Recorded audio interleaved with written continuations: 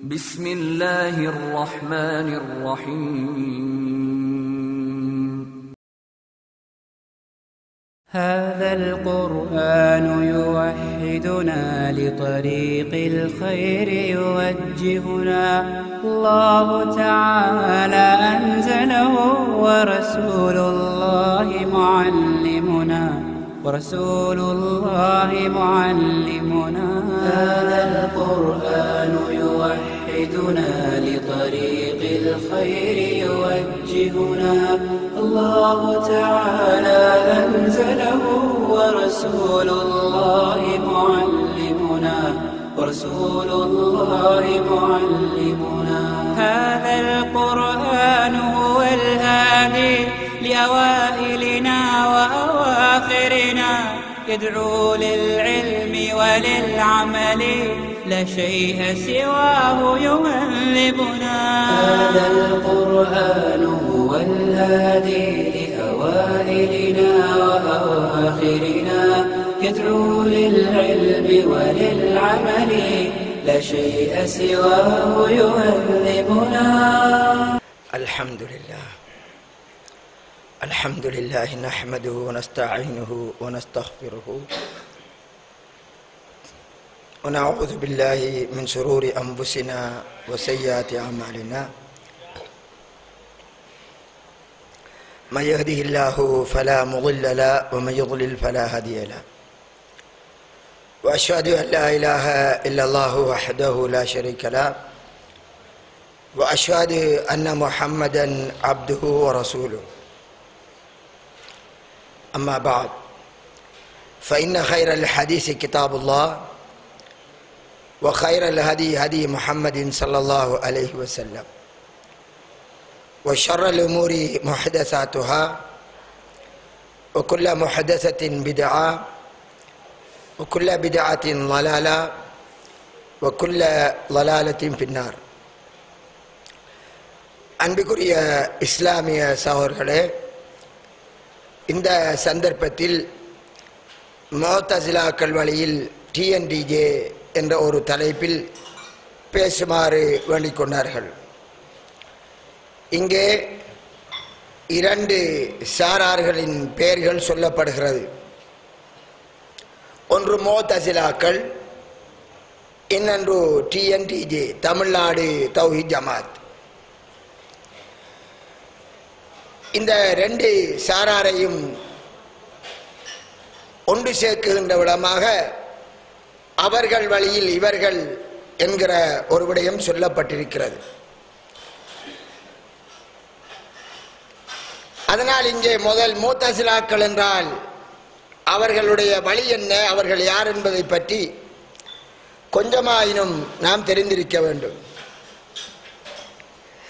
இஸ்லாமிய வரலாறை படித்தவர்கள் கட்டாயம் அதை அறிந்திருப்பார்கள். இந்த முஅ்தஸிலாக்கள் என்கிற போது சுருக்கமாக எங்களுடைய மக்களுக்கு மத்தியிலே ஒரு வார்த்தையால் சொல்லப்படுபவர்கள் பகுத்தறிவாதிகள். எதையும் தங்களுடைய சுய சிந்தனைக்கு சரியாக பட்டால்தான் மார்க்கமாக ஏற்றுக்கொள்பவர்கள் என்று சொன்னவர்கள்தான் முஅ்தஸிலாக்கள் என்று சொல்வது. அவர்கள் குர்ஆனிலே இருந்தாலும் சரி, ஹதீஸில் இருந்தாலும் சரி, தங்களுடைய சுய சிந்தனைக்கு வழங்கக்கூடிய விதத்தில் அதை எடுப்பார்கள். அவருடைய சிந்தனைக்கு நியாயமாகப்படவில்லையா தட்டி விடுவார்கள். இப்படி ஒரு சாரார் இருந்தார்கள். அந்த சாராருடைய தோற்றத்தை நாம் எடுத்தால் அதை நாங்கள் வரலாறு ரீதியாக எடுக்கிற போது ஜஅத் இப்னு திர்ஹம் என்கக்கூடிய அவனுடைய வரலாற்றிலிருந்து தொடங்கலாம். ஹிஜ்ரி 40 என்று நினைக்கின்றேன் அந்த காலத்தில் பிறந்தவர். இவன் அரபி அல்ல, அஜமிகளிலிருந்து பாரசீகர்களிலிருந்து வந்தவன்.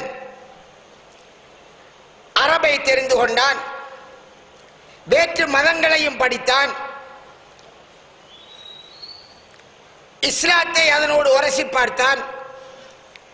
சில விடயங்கள் தன் சிந்தனைக்கு புலப்படவில்லை. அதனால் பல விடயங்களை மறுத்தான். அவன் மறுத்த முக்கியமான 2 விடயம், இத்தகதல்லாஹு இப்ராஹிம ஹலீலா, அல்லாஹ் தனது ஹலீலாக நேசனாக இப்ராஹிமை எடுத்துக்கொண்டார் என்று அல்லாஹ் சொல்வதை, கல்லமல்லாஹு மூசா தக்லீமா, மூசா அலைஹிஸ்ஸலாம் அல்லாஹ்வோடு பேசினார் என்கிற விடயத்தை அவன் மறுக்கிறான். அவன் ஏன் மறுக்கிறான்? அது நமது சிந்தனை ஏற்றுக்கொள்ளவில்லை. அல்லாஹ்வுக்கு ஒரு நண்பனா? அல்லாஹ் யார்? இப்ராஹிம் யார்? இப்ராஹிம் ஒரு மனிதர். அல்லாஹ் என்பவன் எங்களுடைய சிந்தனைக்கு அப்பாற்பட்டவன். அவனுக்கு மனிதனிலே ஒரு நண்பனா? ஹலீல் என்றால் நேசர், நண்பன் என்ற கருத்து. அதனால் அவன் அதை ஏற்க மறுத்தான். 2வது, அல்லாஹ் மூசாவோடு பேசினான். நமக்கு தெரியும், மூசா அலைஹிஸ்ஸலாம் அவர்கள் இடைநடுவிலே ஜிப்ரீல் போன்ற மலக்கள் இல்லாமலே அல்லாஹ்விடம் அல்லாஹ்வின் பேச்சை செவியுறுவர்கள். குர்ஆனிலேயே பல ஆதாரங்கள். அவனுடைய சிந்தனை அதை ஏற்கவில்லை. ஒரு மனிதன் படைத்தவனுடைய பேச்சை கேட்பதா? அல்லாஹ்வின் பேச்சை அல்லாஹ் அவரிடம் பேசுவதா? இது சாத்தியமில்லை. சிந்தனை ஏற்கவில்லை. அதனால் மறுத்தான். ஆனால் அன்றிருந்த உலமாக்கள் அன்று தீர்ப்பு கொடுத்தார்கள், இவர் கொலை செய்யப்பட வேண்டியவர். ஒரு நாள் ஹஜ் பெருநாள், அன்றிருந்த ஆட்சியாளர் ஹுத்பா ஓதுகிறார். அவர் சொன்னார், நான் மக்களே நீங்கள் குர்பான் கொடுங்கள். நான் இன்று ஜாதை குர்பான் கொடுக்க போகிறேன். மிம்பரில் இருந்து இறங்கினார். மக்கள் மன்றத்திலே ஜாதை அறுத்து விட்டார். அவன் அல்லாஹ் மூசாவோடு பேசவில்லை என்கிறான். அல்லாஹ் இப்ராஹிமை கலீலாக எடுத்துக்கொள்ளவில்லை என்கிறான். தன் சிந்தனைக்கு படவில்லை என்பதால் அல்லாஹ்வுடைய வேத வசனத்தின் கருத்தை மாற்றினான். அவன் அறுக்கப்பட்டான். அதை தன் சிந்தனைக்கு புலப்படாதது எப்படி குர்ஆனிலே இருக்க முடியும்? அல்லாஹ் இல்லை என்று சொல்லவில்லை, அல்லாஹ் 2 என்று சொல்லவில்லை, கபர் வணக்கம் செய்யவில்லை. நமது பாஷையில் சொன்னார் ஒரு தௌஹீத்வாதி. என்ன இருந்தது? சிந்தனைக்கு படணும் இஸ்லாம். இந்த சிந்தனைக்கு படவில்லை என்றால், எங்களுடைய பகுத்தறிவு ஏற்கவில்லை என்றால் அது மார்க்கமாக ஆக மாட்டாது என்பதை இன்று டிஎன்டிஜே என்ற அந்த அமைப்பினர் தங்களுடைய வாய்களால் வார்த்தைகள் வித்தியாசமாக இருந்தாலும் அவர்கள் அதை அழகாக சொல்லுகிறார்கள். அதனால் அவர்கள் பல விடயங்களை மறுக்கிறார்கள். அவனுடைய மாணவனாக ஜஹ்ம் இப்னு சஃப்வான் என்பவன் வந்தான்.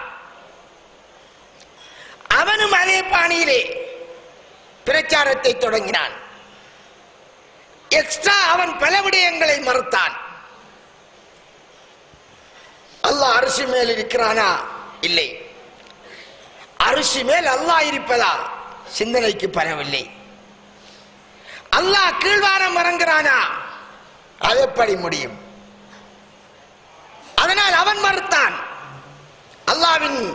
அல்லாஹ் இறங்குவதென்றால் அல்லாஹ் இறங்குவதல்ல. அல்லாஹ் இறங்கினால் அரிசி காலியாகுமே. இவ்வாறான காரணிகள் சொல்லி அதை மறுத்தான். அல்லாஹ்விற்கு கை, அல்லாஹ்விற்கு முகம் என்றெல்லாம் வருகிறது, அல்லாஹ்விற்கு கண் இருக்கிறது என்று இவைகளை எல்லாம் மறுத்தான் ஜஹ்ம் இப்னு சஃப்வான். அவன் தனது பிரச்சாரத்தை தொடர்ந்தான். பகுத்தறிவு ரீதியாக சிந்தனைக்கு புலப்படாமல் இறைவனை விளங்கக்கூடாது. இறைவனை நான் நம்பினால் எங்கள் சிந்தனைக்கு பட வேண்டும் என்றான். அவனுடைய பிரச்சாரத்தின் பின்னணியில் உருவானதுதான் முஸ்லிம் சமுதாயத்திலே அல்லாஹ் அர்ஷின் மேல் இருக்கிறார் என்ற தத்துவத்தை மறுக்கிற சித்தாந்தம், அல்லாஹ் கீழ்வானம் இறங்குகிறான் என்பதை மறுக்கிற சித்தாந்தம். ரசூலுல்லாஹ் சொன்னார்களே, புகாரியில் வரக்கூடிய ஹதீஸ், ينزل ربنا تبارك وتعالى حين يبقى إلى ثلث الليل الأخير إلى سماء الدنيا أو كما قال عليه السلام. அல்லாஹ் தஆலா கீழ்வானம் இறங்குகிறான் இரவின் இறுதி மூணில் ஒரு பகுதிக்கு. கேட்கிறான், என்னிடம் பாவ மன்னிப்பு கேட்கிறவர்கள் இருக்கிறார்களா? அவருடைய பாவங்களை மன்னிக்க இருக்கிறேன். என்னிடம் பிரார்த்திப்பவர்கள் இருக்கிறார்கள், அவர்களுக்கு விளையாடிக்க இருக்கிறேன். என்னிடம் கேட்பவர்கள் இருக்கிறார்களா? அவருக்கு கொடுக்க இருக்கிறேன். இந்த ஹதீஸ் எல்லோருக்கும் தெரிந்த ஹதீஸ். இந்த ஹதீஸில் வரக்கூடிய அல்லாஹ் இறங்குகிறான் என்ற விடயம், அல்லாஹ் இறங்கினால் அரிசி காலியாகும், அல்லது அல்லாஹ் இறங்குகிறது என்பது சிந்தனைக்கு புலப்படாதது என்கிற பல்வேறு வகையான தத்துவங்களை வைத்து அவன் அரிசின் மேலே இல்லை என்றான் ஒரு புறத்தில், இன்னொரு புறத்தில் இறங்குவதில்லை என்றான். வெவ்வேறு வகையான வாதங்கள் வைக்கப்பட்டது. அதில் ஒரு வாதத்தை இன்று அந்த டிஎன்டிஜேயினர் வைக்கிறார்கள். என்னது? அல்லாஹ் கீழ்வானம் இறங்குகிறார் என்றால் அது ஏற்க முடியாது, அவனுடைய அருள் இறங்குகிறது. அதனால் அங்கு இருந்த உலமாக்கள், இமாம்கள் அவனுக்கு எதிராக கொதித்தெழும்பினார்கள், மறுப்பெழுதினார்கள். இமாம் தாரமி ஹதீஸ் கிரந்தம் உள்ளவர், அவர் அன்று கிதாப் எழுதினார், அர்-ரத்து அலல் ஜஹ்மிய்யா, ஜஹ்மிய்யாக்களுக்கு மறுப்பு. அவரை போன்று அதிகமான இமாம்கள் எழுதினார்கள். அல்லாஹ்வுடைய சிவத்துகளை மறுத்தவர்களுக்கு மாத்துமா. அதனால் தான் இமாம் அஹமது ரஹ்மத்துல்லாஹுடைய கிதாப், இமாம் இப்னு குஸைமா கிதாபு தௌஹீத் என்று, இமாம் இப்னு மந்தா கிதாபுல் ஈமான் என்று, இமாம் இப்னு அபி ஆசிம் அஸ்-சுன்னா என்று நிறைய இமாம்கள் கிதாபுகளை எழுதினார்கள். இதற்கு இந்த ஜஹ்மியாக்களுக்கு மறுப்பாக அல்லாஹ்வின் சிவத்துகளை மறுக்கத் தொடங்கினார்கள். சிந்தனைக்கு படவில்லை. அன்பிற்குரிய சகோதரர்களே, இப்படியே வந்தது. இது இன்னும் விஸ்வரூபம் எடுத்தது. கதிரியாக்கள் என்று அவர்களிலே ஒரு சாரார் தோன்றினார்கள். குர்ஆனுடைய வசனங்கள் விதியை பற்றி சொல்கிறது, ஹதீஸ்களிலே பல ஹதீஸ்கள் விதியை பற்றி சொல்கிறது. நல்லவைகளும் கெட்டவைகளிலும் அல்லாஹ்வின் நாட்டப்படியே நடக்கிறது. வல் கத்ரி கைரிஹி வ ஷர்ரிஹி மினல்லாஹி தஆலா. ஈமானினுடைய அடிப்படை 6 விடயங்களில் ஒன்று. இதை நம்பினவன் மூமின், இதை நம்பவில்லை என்றால் அவன் இஸ்லாத்துக்குள்ளே வருவதில்லை. அப்போது அந்த முத்தஸிலாக்கள் என்கிறவர்கள், இந்த பகுத்தறிவு சிந்தனை கொண்டவர்கள், அதையும் மறுத்தார்கள். அவர்களைத்தான் கதிரியாக்கள் என்பது. சிந்தனை ரீதியாக பார்த்தால் நல்லவைகள் அல்லாஹ்வின் நாட்டத்தால் நடக்கிறது என்றால் நியாயம், கெட்டவைகள் அல்லாஹ்வின் நாட்டத்தால் நடக்கிறது என்றால் அது அநியாயம் என்று சொன்னார்கள். ஏன்? ஒருவனை சுவனவாதியாக படைத்ததால் அவன் சுவனத்தை அமல் செய்கிறான், சொர்க்கம் போகிறான். அதே அல்லாஹ் ஒருவனை நரகவாதியாக படைத்து எழுதிவிட்டதால் அவன் நரகவாதியின் அமல் செய்து அவன் நரகம் போகிறான் என்றால் அல்லாஹ் அநியாயக்காரன் இல்லையா? இது கேள்விக்கு அழகாக இருக்கிறது. அதனால் இப்படியான ஒரு அநியாயமான விடயத்தை அல்லாஹ் செய்வானா? அல்லாஹ் தானே நியாயமானவன். நியாயமற்ற விடயத்தை அவன் செய்ய மாட்டான். அல்லாஹ் அனுமளவு அநியாயம் செய்ய மாட்டேன் என்று குர்ஆனிலே சொல்கிறான். எனவே இது அநியாயம் போன்றிருக்கிறது, அது தொடர்பாக வந்த ஹதீஸ்களை நாம் ஏற்க இயலாது என்று அப்படியே டோட்டலாக ஹதீஸ்களை தூக்கி எறிந்தார்கள். அதை ஏற்க இயலாது. அதனால் அவர்கள் வரலாற்றிலே கதிரியாக்கள் என்று அழைக்கப்பட்டார்கள். இப்படியே இன்னும் பல விடயங்களை அவர்கள் கை வைத்தார்கள். அவர்களுடைய பொதுவான விதிதான், அல்லாஹ் நமக்கு ஒன்றை சொன்னாலும் எங்களது சிந்தனைக்கு சரியாகப்பட்டால் தான் அது மார்க்கம். பகுத்தறிவுக்கு நியாயமாகப்படாதது அது மார்க்கமாக ஆகாது.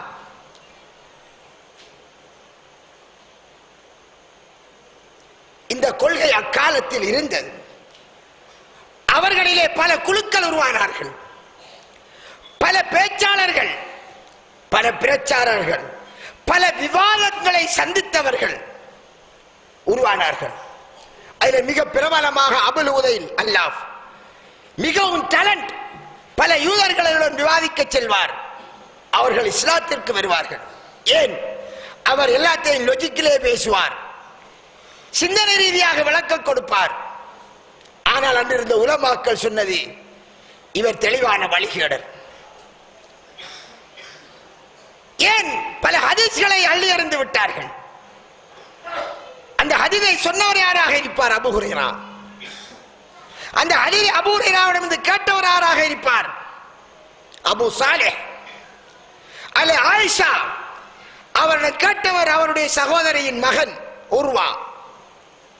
எந்த ஹதீஸை இவர்கள் சொன்னதற்காக நாங்கள் 5 நேரம் தொழுகிறோமோ? 5 நேரம் தொழுகை என்பது குர்ஆனில் இல்லை. எதில் இருக்கிறது? ஹதீஸிலே தான். லோகர் அசர் மகரிப் இஷா சுபஹ் என்று 5 நேரத்தை லிஸ்ட் அவுட் பண்ணி இந்த நேரம் என்று குர்ஆனில் கிடையாது. 14 ரக்காத்து தொழுகை என்ற குர்ஆனில் கிடையாது. கட்டாய தொழுகை. நோன்பு பிடியுங்கள் ரமலானில் என்று வருகிறது. நோம்பினுடைய பல சட்டங்கள் கிடையாது, ஹஜ்ஜினுடைய பல சட்டங்கள் கிடையாது. நாம் தொழுகிறோம், தொழுகையில் இப்படித்தான் தொழ வேண்டும், குர்ஆனிலே கிடையாது. எங்கே இருந்து நாங்கள் கண்டோம்? நாங்கள் தொழுவது நபிகளார் காட்டிய தொழுகையான் என்பதற்கு என்ன ஆதாரம்? நாங்கள் நபியை கண்டோமா? நாங்கள் காணவில்லை. ரசூலுல்லாஹ் தன் கையினால் எழுதி வைத்த புத்தகம் எங்களுக்கு கிடைச்சதா? இல்லை. 14 ரக்காத்தான் ஒரு நாளை கைவேளை தொழுகைதான் என்பதற்கு என்ன ஆதாரம்? அது இந்த நேரம் என்பதற்கு என்ன ஆதாரம்? எங்கே வந்தது? ஹதீஸிலே. அந்த ஹதீஸை சொன்னவர் யார்? நாங்கள் யாரும் ரசூலுல்லாஹ்விடம் கேட்கவில்லை. எங்களுக்கு சொன்னார் இமாம் மாலிக். இமாம் மாலிக் கேட்டார் இமாம் நாஃபியிடம், அவர் கேட்டார் இப்னு உமர் ரலியல்லாஹுவிடம். இப்னு உமர் ரலியல்லாஹு சொன்னார்கள் ரசூலுல்லாஹ் சொன்னதாக. இப்படித்தான் எங்களுக்கு வருகிறது. இமாம் மாலிக்கிடம் ஷாபி கேட்டார், ஷாபியிடம் இமாம் அஹமது கேட்டார், அவருடைய கிதாபில் எழுதி வைத்தார். மாலிக் இமாம் அவருடைய கிதாபில் எழுதி வைத்தார். நாங்கள் அந்த புத்தகத்தை பார்க்கிறோம். இன்னார் சொன்னார் எனக்கு, இன்னார் சொன்னார் எனக்கு, இன்னார் சொன்னார் எனக்கு என்று எழுதப்பட்டிருக்கிறது. சொன்னவர்கள் யார்? நல்லவர்கள், உண்மையாளர்கள் என்று அக்காலத்தில் உள்ள எல்லோராலும் சொல்லப்பட்டவர்கள், பொய் கூறாதவர்கள், தப்பு தப்பாக அதிதை சொல்லாதவர்கள் என்று எல்லோராலும் நம்பப்பட்டவர்கள். அவர்கள் தான் சொன்னார்கள், இப்படி ரசூலுல்லாஹ் தொழுதார்கள், இப்படி 14 ரக்காத் தொழுதார்கள், இப்படி 5 நேரம், இப்படி இப்படி என்று சொன்னார்கள். இவ்வாறு நம்பகமானவர்கள் சொன்னார்கள் என்கிற செய்தியை வைத்து நம்பகமானவர்கள் சாட்சியத்தை ஏற்க வேண்டும் என்று அல்லாஹ்வின் கட்டளை வைத்து நாங்கள் அதை வைத்து தொழுகிறோமா? அதே நம்பகமானவர்கள் சொன்னார்கள் விதி சம்பந்தமான ஹதீஸை. அந்த ஹதீஸை என்ன செய்தார்கள்? அது எங்களுடைய புத்திக்கு படவில்லை, அவர்கள் பொய் சொல்லி இருக்கலாம், தப்பு தப்பா சொல்லி இருக்கலாம் என்று தட்டினார்கள். அப்ப அவருடன் கேட்கப்படுகிறது, அவர்களுடைய அந்த ஹதீஸை தட்டினால் மற்ற ஹதீஸை நீங்கள் எப்படி ஏற்பீர்கள்? என்ன நியாயம்? எந்த புத்தி சொல்லுகிறது அதை ஏற்பதற்கு? அதே புத்தி சொல்லும் அது பிழை என்றல்லவா? நமது சிந்தனைக்கு படவில்லை என்பதற்காக ஒருவர் சொன்ன செய்தியை மறுத்தால் அவர் சொன்ன இன்னொரு செய்தியை ஏற்பதென்றிருந்தால் இதில் தவறு விட்டவர் அதில் தவறு விட்டிருக்க மாட்டார் என்பதற்கு என்ன ஆதாரம்? அப்படி ஆதாரம் சொல்வதென்றால் நாம் நேரடியாக கேட்டிருக்க வேண்டும். நபியிடம் ஒருத்தரும் கேட்கவில்லை. இந்த வேலையை அன்று செய்தார்கள் முத்தஸிலாக்கள். ஹதீஸ்களை தூக்கி இருந்தார்கள். அதுதான் நான் பகல் மிம்பரிலே சொன்னேன். ரசூலுல்லாஹ் சொன்னார்கள், அல்லாஹ்வை நீங்கள் சொர்க்கத்திலே காண்பீர்கள். எப்படி காண்பீர்கள்? அதை உதாரணம் காட்டி சொன்னார்கள். மேகமில்லாத நாளையிலே சூரியனை நீங்கள் காண்பதை போன்று, இரவையிலே பௌர்ணமியை காண்பதை போன்று அல்லாஹ்வை சொர்க்கத்திலே காண்பீர்கள், சந்தேகம் இல்லாமல். இந்த ஹதீஸை முத்தஸிலாக்கள் மறுத்தார்கள். புகாரியில் இருக்கிறது, இன்னும் நிறைய கிரந்தங்கள் இருக்கிறது, மறுத்தார்கள். ஏன் மறுத்தார்கள்? குர்ஆனுடைய வசனத்துக்கு முரண்படுகிறது என்று மறுத்தார்கள். குர்ஆனிலே அல்லாஹ் சொல்கிறான், அவனை பார்வைகள் அடைந்து கொள்ளாது. அல்லாஹ் அங்கே சொன்ன வசனம் எது? எதற்காக சொன்னான்? உலகத்தில் அல்லாஹ்வை யாரும் பார்க்க முடியாது என்பதற்காக. யாருமே காண முடியாது. நபிமார்கள் கூட காணவில்லை, ஈவன் ரசூலுல்லாஹ் கூட காணவில்லை. ஆனால் ஆயிஷா ரலியல்லாஹு கேட்டார்கள், நீங்கள் அல்லாஹ்வை கண்டீர்களா? ஹல் ராய்த ரப்பக்? நபிகளார் என்ன சொன்னார்கள்? நூறுன் அலா நூர் அன்னா அரா, ஒளிக்கு மேல் ஒளியை எப்படி நாம் பார்ப்பேன் என்றார்கள். எனவே ஆதாரமான ஹதீஸ்களில் ரசூலுல்லாஹ் தனது புறக்கண்ணால் அல்லாஹ்வை கண்டதாக கிடையாது. முத்தஸிலாக்கள் மறுமையில் அல்லாஹ்வை காண்பது சம்பந்தமாக அந்த ஹதீஸை குர்ஆனுக்கு முரண்பாடு கண்டு தட்டினார்கள். இவ்வாறு ஒரு சமுதாயம் வெறும் என்பதை பற்றி ரசூலுல்லாஹ் எச்சரித்தார்கள். அவர்கள் உயிரோடு இருக்கிற காலத்தில் அதை வேறொரு விதமாக சொன்னார்கள். அன்பிற்குரிய சகோதரர்களே, இன்று இந்த டிஎன்டிஜே என்பவர்கள், அவர்கள் அன்று முத்தஸிலாக்கள் எந்த விதியின் அடிப்படையில் மறுத்தார்களோ அதே விதியின் அடிப்படையில் மறுக்கிறார்கள். உலகத்தில் வாழ்ந்த நல்ல இமாம்கள் ஹதீஸ்களை ஆய்வு செய்து சஹீஹ் என்று பிரிச்ச எந்த சரியான இமாம்களும் வழிகேடுகளின் தாக்கம் தன்னிலே தாவாத எந்த ஒரு சரியான இமாமும் இந்த விதியை வைத்து ஹதீஸ்களை தட்டவில்லை. ஆனால் அன்றைய முத்தஸிலாக்களின் தியரிகளை இவர்கள் பாவித்து புகாரியிலே முஸ்லிமிலே வரக்கூடிய உலகத்தில் இதுகாலம் வரை வாழ்ந்த அனைத்து உலமாக்களும் இமாம்களும் ஹதீஸ்களை மேதாவிகளும் ஏற்றுக்கொண்ட ஹதீஸ்களை இது சிந்தனைக்கு படவில்லை, தூக்கி எறியுங்கள், அதில் ஏதோ தப்பு வந்திருக்கும், அதை தொகுத்தவர் மனிதன் தானே என்று அப்படியே சிம்பிளாக தூக்கி எறிகிறார்கள். சிம்பிளாக தூக்கி எறிவது என்றால் என்ன? அந்த ஹதீஸை எழுதி வைத்து இமாம் புகாரி அவர் சொல்லுகின்ற சாக்கியம் அங்கே மறுக்கப்படுகிறது. இமாம் புகாரியின் சாக்கியத்தை அங்கே மறுத்தால் அவர் அறிவித்த ஏனைய ஹதீஸ்களை எப்படி ஏற்பது? மற்ற ஹதீஸ்களையும் அவர் கூட்டி குறைச்சி எழுதி வைத்திருக்கலாம் தானே? அல்லது இமாம் ஷாபிக்கு சொன்னவர்களின் சாக்கியம் மறுக்கப்படுகிறது, அல்லது இமாம் ஷாபிக்கு சொன்னவர்களுடைய சாக்கியம், கடைசியாக சஹாபாக்களின் சாக்கியம் மறுக்கப்படுகிறது. அப்படி என்றால் ஷாபி பொய் சொன்னார் என்று சொல்கிறீர்களா? தப்பு தப்பாக நபியை பற்றி சொன்னார் என்று சொல்கிறீர்களா? இவ்வாறு மறுக்க தொடங்கினார்கள். இது நபிகளார் முன்கூட்டி எச்சரித்த செய்தி. அதைத்தான் ரசூலுல்லாஹ் சொன்னார்கள். ஒரு சாரார் வருவார்கள், எப்படி ஒரு மனிதன் பெறுவான், அவன் தன் சிம்மாசனத்தில் இருந்து கொண்டு சொல்வான், தன் கதிரையில் இருந்து கொண்டு செல்வான், குர்ஆனை பற்றி படியுங்கள் என்று சொல்வான். குர்ஆனிலே ஹலால் என்றால் ஹலால் என்றெடுங்கள், குர்ஆனிலே ஹராம் என்றால் ஹராம் என்றெடுங்கள். இவ்வாறு ஒருவன் வருவான் என்று ரசூலுல்லாஹ் எச்சரித்தார்கள். இந்த ஹதீஸ் எல்லோருக்கும் அறிமுகமாக இருக்கக்கூடிய ஹதீஸ். அன்பிற்குரிய சகோதரர்களே, அதை சொல்லுகிற நேரத்தில் என்ன சொன்னார்கள்? தெரிந்து கொள்ளுங்கள். அலா இன்னி ஊதீதுல் குர்ஆன வ மிஸ்லஹு மஹு, நான் குர்ஆனையும் அது போன்ற இன்னொன்றையும் கொடுக்கப்பட்டிருக்கிறேன். என்னது? ஹதீஸ். இப்படி சொன்னார்கள். அதனால் குர்ஆனை பிடியுங்கள், குர்ஆனுக்கு மாற்றமா வந்தால் தூக்கறிங்கள், ஒருத்தர் பெறலாம். நபிகளார் ஒன்றிலே சேம்பிள் சொன்னால் அந்த ஒன்றுதான் எல்லாவற்றிற்கும் அது ஆதாரம். அதை சொல்லிவிட்டு ஒன்றை சொன்னார்கள். என்னது?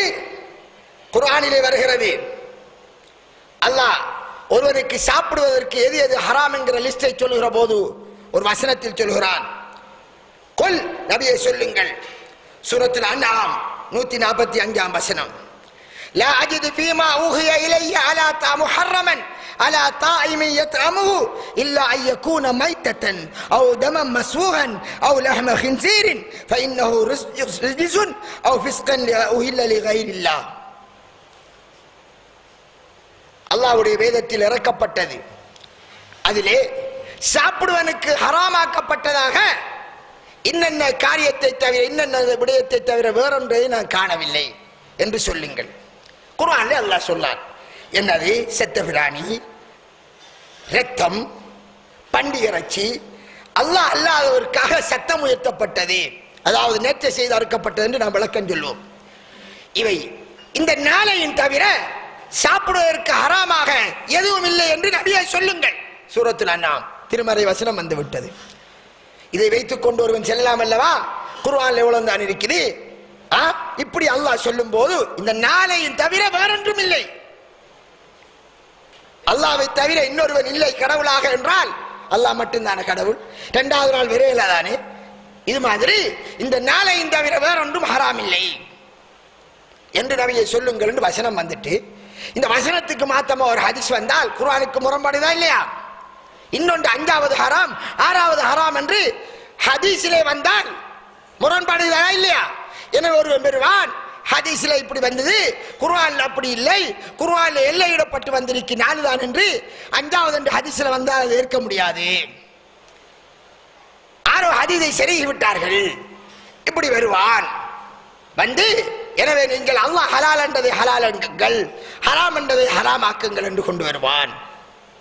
வந்தால் மக்களே தெரிந்து கொள்ளுங்கள், குர்ஆன் மட்டுமல்ல நான் கொடுக்கப்பட்டது, குர்ஆனும் கொடுக்கப்பட்டேன், அதை போன்று ஹதீஸும் நான் கொடுக்கப்பட்டேன், அதை போன்றதை கொடுக்கப்பட்டேன்.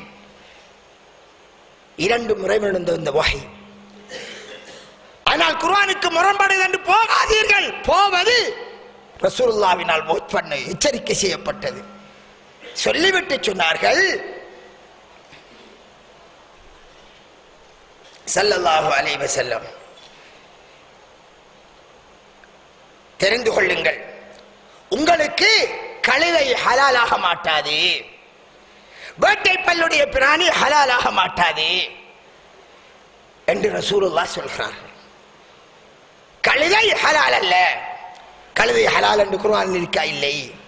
வேட்டை பல்லுடைய பிராணி உங்களுக்கு ஹலால் என்று இருக்கிறா? ஹராம் என்று இருக்கிறா? ஹராம் என்று இல்லை. எங்கே இருக்கிறது ஹராம் என்று? ஹதீஸிலே தான். எனவே குர்ஆனோடு நின்று கொள்வது, குர்ஆனுக்கு முரண்படுகிறது என்று ஹதீஸ் எடுக்க மாட்டேன் வருவது, இது வழிகேடு. அதனால் குர்ஆனும் தான் அதற்கு குர்ஆனுக்கு நேராக வந்ததை மட்டும் சொல்லவில்லை, குர்ஆனுக்கு விளக்கமாக அல்லது குர்ஆனை விட மேலதிகமாக வரக்கூடிய செய்தியும் நபியலாரை தொட்டு வந்தால் எல்லாமே இறைவனுடைய வகைதான். 2ம் அல்லாஹ் எனக்கு தந்தது, முரண்பாடு என்று தூக்கி எறியக்கூடாது என்று ரசூலுல்லாஹ் சொன்னார்கள். முரண்பாடு என்று சொன்னால் யாருடைய சிந்தனையிலே, அவனுடைய சிந்தனையிலே முரண்பாடு. இது என்னப்பா சிக்கலா இருக்கிறது என்று குர்ஆனுடைய வசனங்களை பார்த்தால், குர்ஆனோடு இறைவனிடமிருந்து வந்த வகையை முரண்பாடாக்கி பார்ப்பது அது வழிகேடு. அதனால் தான் அன்பிற்குரிய சகோதரர்களே, எப்படி நாங்கள் குர்ஆனை நம்புகிறோமோ அதே மாதிரி தான் ஹதீஸை நம்ப வேண்டும். ஆதாரமாக உண்மையான அறிவிப்பாளனூடாக வந்துவிட்டால் அதை ஏற்பதுதான் கடமையே தவிர மறுப்பது ஷைத்தானுடைய வழி. பாருங்கள் என்ன சொல்கிறார்கள், குர்ஆனுக்கு முரண்பட்டால் நாங்கள் எடுக்க மாட்டோம், முரண்படவில்லையா எடுப்போம். இதுக்கு என்ன ஆதாரம்? அவருடைய சொந்த சிந்தனை. முரண்படுவது உங்களுக்கு முரண்படுறது, எனக்கு முரண்படல. இப்ப என்ன செய்வது? எனக்கு சரியா படுகிறது, அது ஹதீஸ் என்று இருக்கிறதா இல்ல ஹதீஸ் இல்லை என்று இருக்கிறதா? ஒருவருக்கு முரண்பாட தெரியுது. இன்றைக்கு பாருங்கள் சகோதரர்களே, ஒரு ஆசிரியர் பாடம் நடத்துறார், மெஸ் பாடம் வழங்கப்படுத்துகிறார். ஒரு மாணவனுக்கு அறவே வழங்குதில்லை, ஒரு மாணவனுக்கு அழகா வழங்குகிறது. அவன் அதை போல 10 கணக்கு செய்கிறான். மற்ற மாணவன் வழங்காத மாணவன் ஒரு கணக்கும் செய்யல. அவனுக்கு விளங்கலன்றதுக்காக கணக்கு புழையுங்கிறதா? விளங்கல்ல, அதனால பெயில் பட்டு இருக்கான். உனக்கு நியாயமாப்படாதது மற்றவருக்கு நியாயமாப்படுகிறது. எதை ஏற்பது? இந்த சிந்தனை வாதத்துக்கு இடமில்லை. உனக்கு விளங்கியோ விளங்கவில்லையோ ஒன்ற விளக்கத்தை தள்ளிவை. இபிலிசை போன்று நிற்காதே. இபிலிசை நான் ஹுத்பாவிலே சொன்னேன், அதையும் திருப்பி போட்டு கேளுங்கள். தனக்கு படவில்லை, ஆதம் அலைஹிஸ்ஸலாத்துக்கு சுஜூத் செய்ய சொன்னது படவில்லை, அதனால் அவரை மண்ணால் படைத்து என்னை நெருப்பால் படைத்தான், நான் சிறந்தவன், அதை ஏற்றுக்கொள்ள முடியாது. உனக்கு சுஜூத் செய்வது என்றால் சரி, எப்படி நான் மனிதனுக்கு சுஜூத் செய்வது என்று மறுத்தான் அல்லவா? அந்த கூட்டத்தில் சேர வேண்டி வரும். பாருங்கள், நான் சில விடயங்களை சொல்கிறேன். அல்லாஹ் திருமறையிலே சில கூறுகிறான். இந்த குர்ஆனை இவர்கள் சிந்தித்து பார்க்க கூடாதா? இந்த குர்ஆன் அல்லாஹ்விடம் இருந்து வந்திருந்தால் லவஜது ஃபீஹி இக்திலாஃபன் கஸீரா, அதில் அதிகமான முரண்பாடுகளை காண்பார்கள்.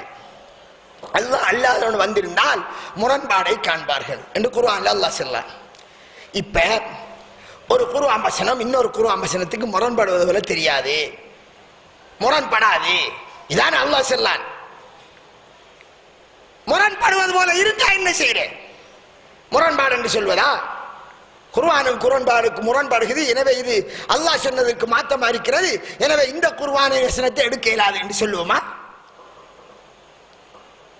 சகோதரர்களே, இதோ பாருங்கள், குர்ஆனிலே அல்லாஹ் தஆலா சூரத்துல் அஅராஃபிலே சொல்கிறான். இன்னும் பல வசனங்கள், நான் நினைக்கிறேன் 7 வசனத்தில் குர்ஆனிலே சொல்கிறான். خلق السماوات والارض في 6 ايام, வானங்களையும் பூமியையும் அல்லாஹ் 6 நாட்களில் படைத்தான். இது குர்ஆன்ல வருகிறது, எல்லோருக்கும் தெரிஞ்ச செய்தி. இப்ப அதே குர்ஆனிலே அல்லாஹ் சொல்றான், சூரத்துல் ஃபுஸ்ஸிலத் 11-12 வசனங்கள், அதில் வருகிறது விரிவான செய்தி. சுருக்கமாக சொல்கிறேன். அல்லாஹ் தஆலா خلقல் அர்த ஃபீ யௌமைன், பூமியை 2 நாளையில் படைத்தான். எத்தனை நாளையில்? 2 நாள். தொடர்ந்து அப்படியே சொல்லிக் கொண்டு வருகிறான்.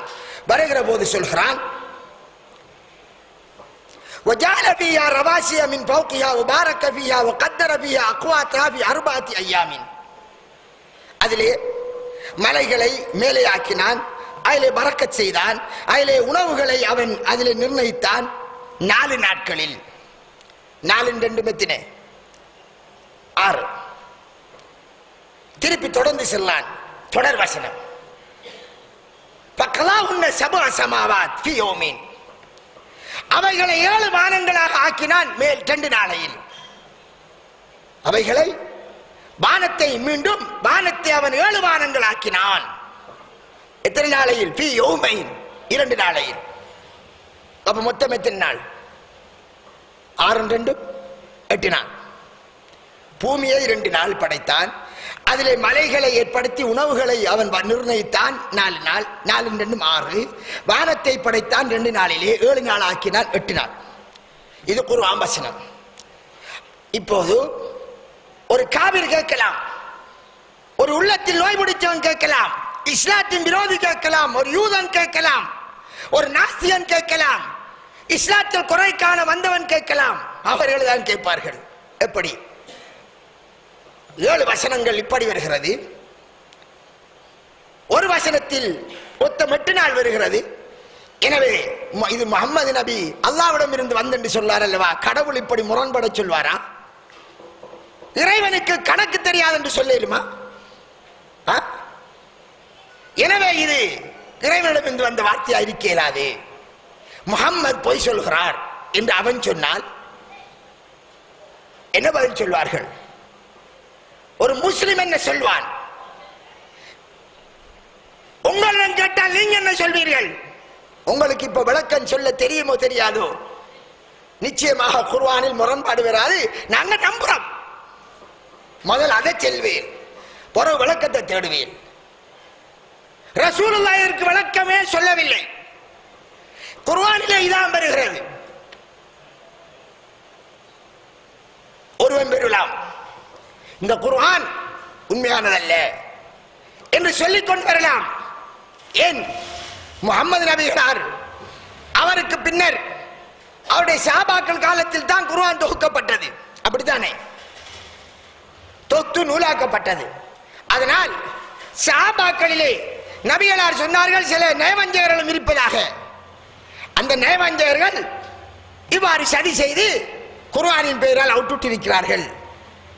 எழுதினவர் தொகுத்தெழுதினது ஸைத் இப்னு சாபித், இன்னும் சிலர் சொன்னவர்களுடைய நம்பக செய்தியை வைத்து எழுதிவிட்டார். எழுதி அபூபக்கரிடம் ஒப்புவிக்கிறார். அபூபக்கர் அதை ஏற்றுக்கொண்டார். எதனால் ஏற்றுக்கொண்டார்? அவ்வளவு குர்ஆன் அவருக்கு தெரியுமா? அபூபக்கர் அவ்வளவு குர்ஆன் தெரிஞ்சதாலா? ரசூலுல்லாஹ் மௌத்தாகி விட்டார். நபிகளார் மௌத்தாகி விட்டதை உமர் ரலியல்லாஹு ஏற்றார்களா, மறுத்தார்களா? மறுத்தார்கள். ஏன்? அவர் மரணிப்பார் என்பதற்கு குர்ஆனிலே ஆதாரம் இருக்கிறது என்பது அவருக்கு தெரியாது. அப்பதான் அபூபக்கர் ரலியல்லாஹு வந்து குர்ஆன் வசனத்தை ஓதி காட்டினார்கள். ஓதி காட்டியது ஆச்சரியப்பட்டு போனார், மெய்சிலித்து போனார். அல் குர்ஆனிலே இவ்வொரு வசனம் இருக்கிறது என்பதே எனக்கு தெரியாது. மக்கள் எல்லோரும் அந்த குர்ஆன் வசனத்தை இப்போதுதான் அவர்கள் அறிந்ததை போன்று ஓதிக்கொண்டிருந்தார்கள், பாடமாகிக் கொண்டிருந்தார்கள். அப்ப எவ்வளவு பேருக்கு குர்ஆன் வசனம் இருக்கின்றே தெரியாது. எதனால் நம்பினார்கள்? அபூபக்கர் ரலியல்லாஹு அவர்கள் சொன்னால் அது இன்னும் அறிக்கும், உண்மை அறிக்கும், பொய் சொல்ல மாட்டார் என்ற நம்பிக்கை, இந்த அடிப்படையில், நம்பிக்கை அடிப்படையில் எழுதப்பட்டது. அதைத்தான் நாங்கள் குர்ஆன் என்று வைத்திருக்கிறோம்.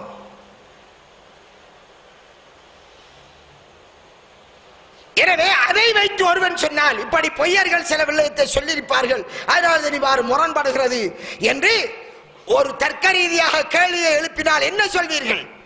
அல்லாஹ் குர்ஆனில் சொல்கிறான், இது அல்லாஹ்வுடைய வேதம் என்பதை குர்ஆனை சிந்தித்து பார்க்க மாட்டீர்களா? இதிலே அல்லாஹ் அல்லாஹ்விடம் இது இறங்கி இருந்தால் இதில் அதிகமான முரண்பாடை காண்பீர்கள் என்று அல்லாஹ் சொல்றான். இங்க முரண்பாடு வருகிறது. எனவே இவ்வாறு முரண்பாடு வந்தால் இது திருமறை வசனமாக இருக்க முடியாது, சம்திங் ராங் நடந்திருக்கிறது என்று அவன் லாஜிக் பேசினால் என்ன பதில்? அவன் கேட்கலாம், உனக்கு முஹம்மது நபி கொண்டு வந்து தந்தாரா, அல்ல நீ முஹம்மது நபிட்டு போய் குர்ஆன் அப்படி வாங்கி எடுத்தீரா? இல்லை. எப்படி ஹதீஸை சஹாபாக்கள் சொல்ல, தாபீன்கள் கேட்டு, தாபீன்கள் சொல்ல, தபோ தாபீன்கள் பதிந்தார்களோ அதே மாதிரி அந்த சஹாபாக்கள் சொல்ல பதியப்பட்டது. தேவை என்றால் அது சஹாபாக்கள் உயிரோடு இருக்கும் போது பதியப்பட்டது. இது அடுத்த ஜெனரேஷன்லே, அதுக்கு அடுத்த ஜெனரேஷன்லே, அதுக்கு அடுத்த ஜெனரேஷன் என்று பதியப்பட்டது.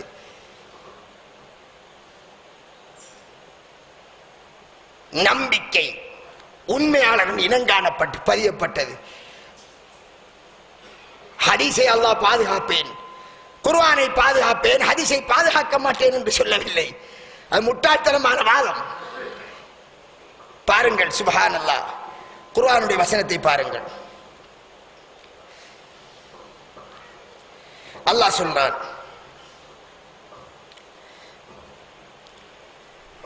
இன்னா அன்ஸல்னா இலைக்க ذிக்ர லிதுபையின லின்னாஸி மா நுஸில இலைஹிம். அவர்களுக்கு இறக்கப்பட்டதை நீ விளங்கப்படுத்துவதற்காக நாம் உமக்கு ذிக்ரை இறக்கி வைத்தோம். நாம் உமக்கு ذிக்ரை இறக்கி வைத்தோம், மக்களுக்கு இறக்கப்பட்டதை விளங்கப்படுத்துவதற்காக. அப்ப ரெண்டு இறக்கப்பட்டது வருகிறது. ஒன்று மக்களுக்கு இறக்கப்பட்டது குர்ஆன், அதை விளங்கப்படுத்துவதற்காக இறக்கப்பட்டது ذிக்ர். இந்த ذிக்ர் என்று நாடப்படுவது ஹதீஸ். மொத்தத்தில் குர்ஆனும் ஹதீஸும் இரண்டும் அல்லாஹ்விடம் இருந்து வந்தது. இங்கே அல்லாஹ் என்ன சொல்கிறான்? இன்னா நஹனு நஸ்ஸல்னா ذிக்ர, நாமே ذிக்ரை இறக்கினோம், நாமே அதை பாதுகாப்போம். குர்ஆனை இறக்கினோம், அதை பாதுகாப்போம் என்று சொல்லவில்லை. என்ன வார்த்தை சொன்னான்? ذிக்ரை இறக்கினோம், அதை நாமே பாதுகாப்போம். அங்கே ஹதீஸுக்கும் என்ன வார்த்தை சொன்னான்? ذிக்ர என்ற வார்த்தை சொன்னான். எனவே ذிக்ர் என்ற வார்த்தை குர்ஆனுக்கும் பாதிக்கப்பட்டது, ஹதீஸுக்கும் பாதிக்கப்பட்டது. இது இரண்டையும் பாதுகாப்போம் என்று அல்லாஹ் பொறுப்படுத்தான். ஹதீஸை பாதுகாக்கிற முறையை மக்களுடைய உள்ளங்களிலும் எழுதி பாதுகாத்தான். சஹாபாக்களினூடாக எழுதப்பட்டு பாதுகாக்கப்பட்டது. அதே மாதிரி ஹதீஸை பாதுகாப்பதை சஹாபாக்கள் தாபீன்களுக்கு சொல்லி உள்ள ரீதியாக அவர்கள் மனனம் செய்து நபிகளுடைய செய்தியை சொன்னார்கள். அதை கேட்டு அடுத்த ஜெனரேஷனில் எழுதி பாதுகாத்தார்கள். பாதுகாப்பதற்கு ஒரு முறையைத்தான் அல்லாஹ் ஏற்படுத்தினான். உள்ளங்களினால் பாதுகாக்கப்படுகிறது, எழுத்து மூலமா பாதுகாக்கப்படுகிறது. இப்போது நான் ஒன்றை ஏற்பேன், ஒன்றை மறுப்பேன் என்றால் என்ன வகை நியாயம்? இது பகுத்தறிவா? இது அறிவா? அன்பிற்குரிய சகோதரர்களே, இவ்வாறு குர்ஆன் வசனம் இரண்டும் இவ்வாறு ஒன்றுக்கொன்று மாறுபட்ட விளக்கம் சொன்னால் என்ன சொல்கிறோம்? முதலாவது, இது அல்லாஹ்விடம் இருந்து வந்தது, அதை நம்புகிறோம். விளக்கம் அதை நாங்கள் தேடுகிறோம். இப்படித்தான் ஒரு மூமின் நம்புவான். அவ்வாறு இல்லாமல் அதை முரண்பாடாக்கி பார்ப்பது யாருடைய பண்பாடு? வழிகேடர்களின் பண்பாடு. அதைத்தான் அல்லாஹு தஆலா குர்ஆனிலே சூரத்துல் ஆல இம்ரானிலே சொல்கிறான். என்ன சொல்கிறான்? வழிகேடரை பற்றி சொல்கிற போது அவர்கள் என்ன செய்வார்கள்? குர்ஆனிலே அல்லாஹ் இறக்கி வைத்த பல வசனங்கள், தெளிவாக கருத்து உறுதியாக சொல்லப்பட்ட வசனங்கள். ஃபீஹி ஆயாத்துன் முஹ்கமாத்துன் ஹுன்ன உம்முல் கிதாப் வ உஹர் முத்தஷாபிஹாத். இன்னும் சில வசனங்கள் அது ஒன்றுக்கொண்டு ஒப்பானதாக இருக்கும், அது ஒரு தெளிவில்லாத நிலையில் இருக்கும் சில வசனங்கள். இதை அல்லாஹ் சொல்கிறான். சொல்லிவிட்டு என்ன சொல்கிறான்? ஃபஅம்மல்லதீன ஃபீ குலூபிஹிம் ஸைகுன். எவர்களுடைய உள்ளங்களிலே வழிகேடு புகுந்து விட்டதோ, வழிகேடு இருக்கிறதோ, அவர்கள் என்ன செய்வார்கள்? ஃபயத்தபிஊன மா தஷாபஹ மின்ஹு. அந்த குர்ஆனிலே சுபஹத்தாக ஒரு தெளிவில்லாத நிலையில் இருக்கக்கூடிய வசனங்களை தேடி தேடி போவாங்களாம். எதுக்காக? இப்திகா அல் ஃபித்னா, குழப்பத்தை உண்டு பண்ணுவதற்காக குழப்பத்தை தேடியவர்களாக போவார்கள். இது இப்படி இருக்கிறது, இது இப்படி இருக்கிறது, இது ஒன்று கொண்டு முரண்பாடு இருக்கிறது என்று சிக்கலை ஏற்படுத்துவார்கள். இது குர்ஆன் என்றாலும் சரிதான், ஹதீஸும் எங்கே இருந்து வந்தது? அல்லாஹ்விடம் இருந்து வந்தது.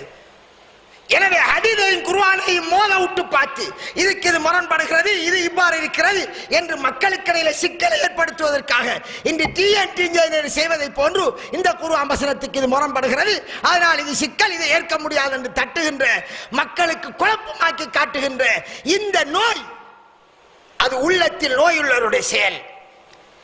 அதைத்தான் அல்லாஹ் சொல்கிறான், வமா யஅலமு தஅவீலஹு இல்லல்லாஹ். அதனுடைய விளக்கத்தை அல்லாஹ்வை தவிர அறிய மாட்டார்கள். தொடர்ந்து வருகிறது ஒரு ராசிஹூன ஃபில் இல்ம். மேலும் அறிவிலே உறுதியானவர்கள் அவர்களும் அறிய மாட்டார்கள் என்ற ஒரு கருத்து, இன்னொன்று அவடத்தில் நிப்பாட்டி இன்னொரு கருத்து. அறிவுள்ளவர்கள் சொல்வார்கள், நாங்கள் எல்லாவற்றையும், நாங்கள் இதை ஈமான் கொண்டோம், எல்லாமே அல்லாஹ்விடம் இருந்து வந்தது என்று நம்புவார்கள். இதை பற்றி ரசூலுல்லாஹி ஸல்லல்லாஹு அலைஹி சொல்லுகிற போது, இவ்வாறானவர்களை பற்றி சொல்ற போது, ஃபைதா ரஐத்தல்லதீன இத்தபிஊன மா தஷாபஹ மின்ஹு, குர்ஆனிலே முத்தஷாபிஹத்தாக அல்லாஹ்வுடைய வஹீ இருக்கிறதே குர்ஆன், அது குர்ஆன் என்றால் குர்ஆனோடு நின்று கொள்ளக்கூடாது, வஹீயாக வந்து எல்லாமே நாம் எடுக்க வேண்டும்.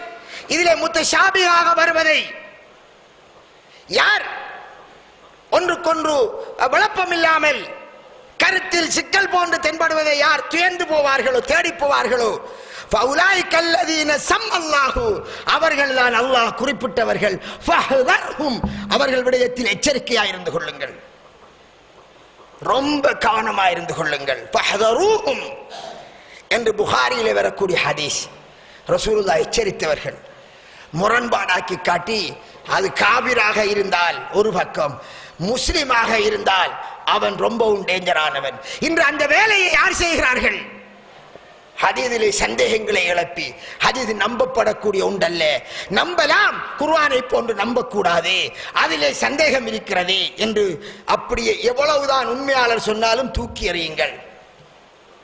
புத்திக்கு படலையா? தூக்கி எறியுங்கள்.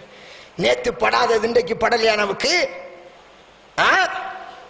நான் கேட்கிறேன், 200 வருஷத்துக்கு முந்தி படாதது இப்ப படலையா? இப்ப நான் பண்ற பயான இப்ப லைவா டெலிகாஸ்ட் பண்ணா அமெரிக்காவில் இப்ப பாத்துக்கிறீப்பாரா இல்லையா? பாப்பாரா இல்லையா? Live telecast. இதே விஷயம் 200 வருடத்துக்கு முந்தி ஒருவர் சொன்னால், நான் அமெரிக்காவில் இருந்து கொண்டு நீ இலங்கையில் பேசியதை நான் நேரடியாக பார்த்து கொண்டு இருக்கிறேன் என்று ஒருவன் சொன்னால், இதெல்லாம் கண்டுபிடிக்கப்படுறதுக்கு முந்தைய உனக்கு கிறுக்கா, பைத்தியமா என்றுதான் சொல்வார்கள். சாத்தியம் இல்லாதது, கற்பனைக்கு அப்பாற்பட்டது. அன்று எங்களுடைய சிந்தனை அறவே சாத்தியமில்லை என்று சொல்லலை இன்று நாங்கள் என்ன செய்கிறோம்? கண் முன்னால் பார்க்கிறோம். எங்களுடைய சிந்தனைக்கு ஒரு காலத்தில் புலப்படாது என்று ஆச்சரியமாயிருக்கிறது. இது மாதிரி இன்று எங்களுடைய சிந்தனைக்கு புலப்படாதது எத்தனையோ விடயங்கள். அது எப்ப கண்டுபிடிக்கப்பட போகுதோ தெரியாது. ஈவன் இந்த கொலஸ்ட்ரால் பிரச்சனை, தேங்காய் எண்ணெயில கொலஸ்ட்ரால் இருக்கின்றாங்க, திருப்பி சொல்லார்கள் கொலஸ்ட்ரால் இல்லைங்கார்கள், அதான் நல்லதுங்கார்கள். எல்லாம் மாடர்ன் சயின்ஸ். நேற்றொன்று இன்றொன்று மாடர்ன் சயின்ஸில் எத்தனையோ தத்துவங்கள் இன்று சொல்லலாம், நாளை கொண்டு செல்லான். இப்படி இருக்கிறது. இப்ப நாம நினைக்கிற எத்தனையோ அன்று எங்களுக்கு படவில்லை, இன்று படுகிறது, அன்று படவில்லை. சகோதரர்களே, உதாரணத்திற்கு அல்லாஹு தஆலா இப்போது இந்த உலகத்திலே அனைத்து படைப்புகளும், கடலில் உள்ள மீன்கள் அனைத்தும் பேசுகிற பாசையை சமனாக அறிகிறான். அனைத்து பறவைகளும் பேசுவதை அறிகிறான். இந்த 7 வானம் பூமியில் உள்ள அனைத்து படைப்புகளுடைய செய்தியை சமனாக அறிகிறான், எவ்விதமான வேறுபாடும் இல்லாமல். என்று சொன்னால் மனிதன் யோசிச்சு பார்க்கிறான், நமக்கு ஒன்றே விளங்குதில்லை. ஒரு ஆள் கதைக்கிறதுக்கே திருப்பி கேட்க வேண்டியிருக்குது. எல்லா மனிதனுடைய உள்ளங்களிலும் தோன்றி மறைவதை அறிகிறான், பேச்சை அறிகிறான், படைத்த படைப்பினங்கள் அனைத்தையும் ஒன்றாக அறிகிறான் என்றால் இது எப்படி என்று சிந்திக்கிறான். அவனுக்கு கன்பிஷாகுது. அது அனைவருடைய லிஸ்ட் மறுமையில் கொண்டு வரப்படுமாம். இப்படி யோசிச்சுக்கு சந்தேகப்பட்டவனுக்கு இந்த டெக்னாலஜி சிம்பிளா பதில் சொல்கிறது. இந்த நேரம் இந்த கணப்பொழுதிலே உலகத்திலே யாரெல்லாம் இன்டர்நெட் பார்ப்பார்களோ அவர்கள் எது என்னென்ன பக்கத்தை பார்த்தால் என்று அனைத்தும் எங்கே பதிவாகிறது? மெயின் சேவரிலே பதிவாகிறது. அவர் இங்கே அழிச்சு விட்டாலும் அவர் அங்கே சேவரில் இருந்து அனைத்தையும் எடுத்து விடலாம். ஒரு சாதாரணமா மனிதன் கண்டுபிடிச்ச ஒரு சேவர், அவனுடைய தொழில்நுட்பம் அல்லாஹ் கொடுத்தது. சேம் டைம் எல்லாருடைய விஷயமும் பதிகிறது. அவர் பார்த்து விட்டது மறந்திருக்கும். இன்ன நாளை இன்ன தேதியில் இன்ன டைமில் எதை பார்த்தேன்னு அவனுக்கு மறந்திருக்கும். ஆனால் அங்கே சேவரில் அனைத்தையும் பதிவாகியிருக்கும். இது எங்களுக்கு எதை போதிக்கிறது? நமக்கு தரப்பட்ட சிந்தனை அது ரொம்ப சின்னது, ரொம்ப ரொம்ப சின்னது. இதை வைத்து எங்களுடைய சிந்தனைக்கு படவில்லை என்று மறுத்தால் நாங்கள் இபிலிஸின் கூட்டம்.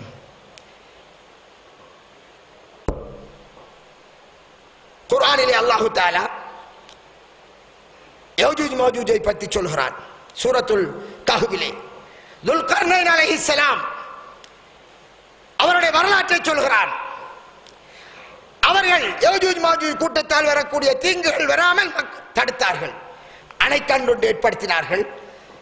ஈயம் கொண்டு வரப்பட்டது, இரும்பு கொண்டு வரப்பட்டு உருக்கி பாரி அணைக்கட்டு போடப்பட்டு மக்களுக்கு அவர்கள் வரக்கூடிய தீங்கு தடுக்கப்பட்டது. குர்ஆனிலே வருகிறது. ஒரு அணைக்கட்டுக்காக அவர்கள் இருக்கிறார்கள். இது ஒரு புறம். கியாமத் நாள் வருகிற போது அந்த அணைக்கட்டு உடையும், அவர்கள் வெளியிறங்குவார்கள். எல்லா மூல முடுக்கிலிருந்தும் வெளியிறங்குவார்கள். இதுவும் தெரியும். எத்தனை? ஒரு ஆள் 2 பேரா?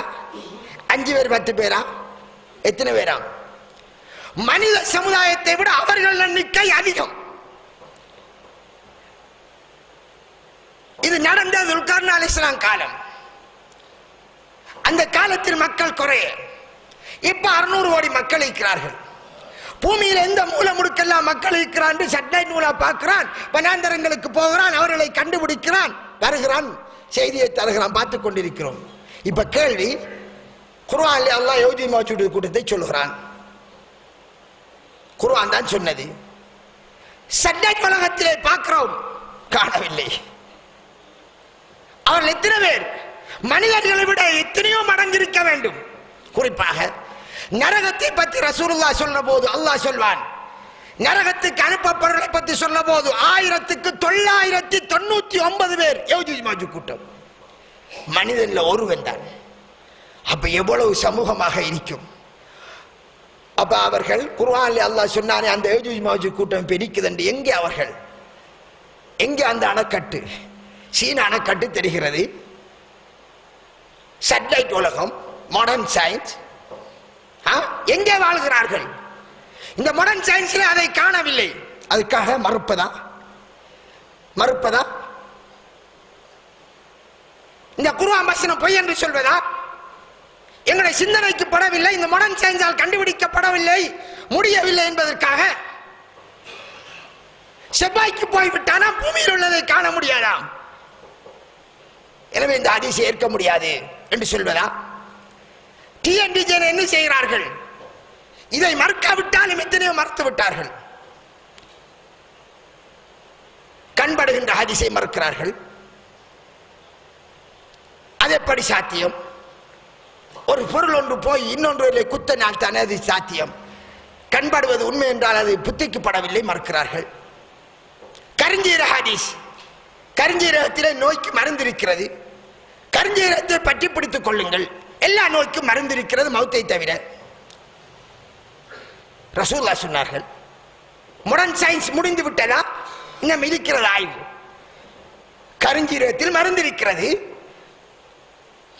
ஒரு மருந்து வேலை செய்வதென்றால் அல்லாஹ்வுடைய நாட்டம் இருந்தால் தான் மருந்து வேலை செய்யும், இல்லை என்றால் வேலை செய்யாது. முதலாவது. இரண்டாவது, ஒரு மருந்தை பிரயோகிப்பது என்பது அதற்குரிய முறையில் பிரயோகிக்க வேண்டும்.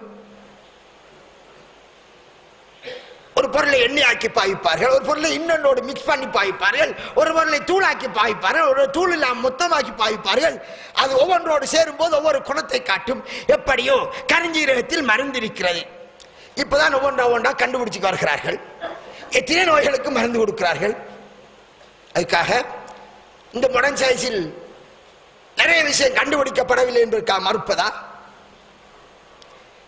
நம்முடைய அறிவு பூர்த்தி அடைந்து விட்டதா? சஹாபாக்கள் என்ன செய்தார்கள்? அதுதான் தேவை.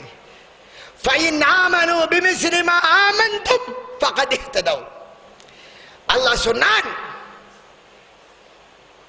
நபிகளாரை நிராகரித்தார்களே காபிர்கள், நீங்கள் ஈமான் கொண்ட மாதிரி அவர்களும் ஈமான் கொண்டால் அவர்கள் நேர் வழி பெறுவார்கள். சஹாபாக்கள் ஈமான் கொண்ட மாதிரி ஈமான் கொள்ள வேண்டும். எப்படி ஈமான் கொண்டால் தெரியுமா? அப்படி அந்த ஹதீஸை நம்பினார்கள். யஹூதி மாஜி கூட்ட விஷயத்தை நம்பினார்கள். அதற்கப்பால் சுப்ஹானல்லாஹ், ஃபிரௌனுடைய உடம்பு குர்ஆனிலே வருகிறது. فَالْيَوْمَ نُنَجِّيكَ بِبَدَنِكَ لِتَكُونَ لِمَنْ خَلْفَكَ آيَةً.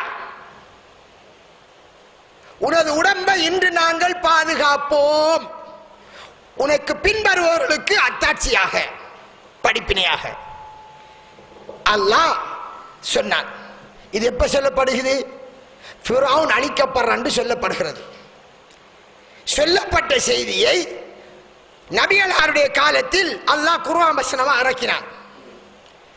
இறக்கின உடனே நபிகளா அந்த மூசா நபிக்கு பின்னால் வந்த சமுதாயம் நிறைய வந்தது. கடைசியாக இறுதி உம்மத்தாரு முஹம்மது நபி உம்மத்.